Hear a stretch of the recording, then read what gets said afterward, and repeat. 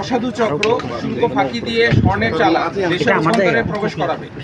প্রাপ্ত তথ্যের ভিত্তিতে গত 22 আগস্ট শনিবার সন্ধ্যা 6টায় বিসিজি স্টেশন কক্সবাজার কর্তৃক কক্সবাজার বিমানবন্দর সংলগ্ন নতুন ফিশারিঘাট এলাকায় একটি বিশেষ অভিযান পরিচালনা করা হয়। অভিযান চলাকালীন উক্ত এলাকায় সন্দেহজনক একটি মোটরসাইকেলকে থামার সংকেত প্রদান করলে মোটরসাইকেলের আরোহীরা গতি বাড়িয়ে পালিয়ে যাওয়ার চেষ্টা করে।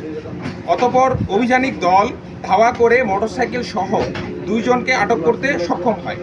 এ সময় তাদের কাছে থাকা একটি ব্যাগে তল্লাশি করে শুল্ক ফাঁকি দিয়ে আনা প্রায় 75 লক্ষ টাকা মূল্যের 31 ভরি স্বর্ণালঙ্কার, 4টি মোবাইল ফোন, নগদ 5,742 টাকা, সৌদি 10 রিয়াল ও 3টি আরবের এটিএম কার্ড জব্দ করা হয়। সৌদি আরবের এটিএম কার্ড জব্দ করা হয়।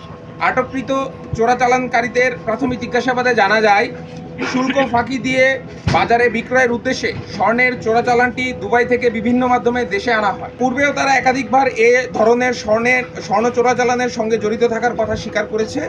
এ চোরাচালানের সঙ্গে সম্পৃক্ত অন্যান্য অসাধু ব্যবসায়ী ও সহযোগীদের শনাক্ত আটকের লক্ষ্যে বাংলাদেশ কোস্টগার্ড গোয়েন্দা নজরদারি এবং বিশেষ অভিযান অব্যাহত থাকবে। জব্দকৃত আলামত ও আটককৃত চোরাচালানকারীদের পরবর্তী আইনানুগ ব্যবস্থা গ্রহণের কার্যক্রম প্রক্রিয়াধীন রয়েছে।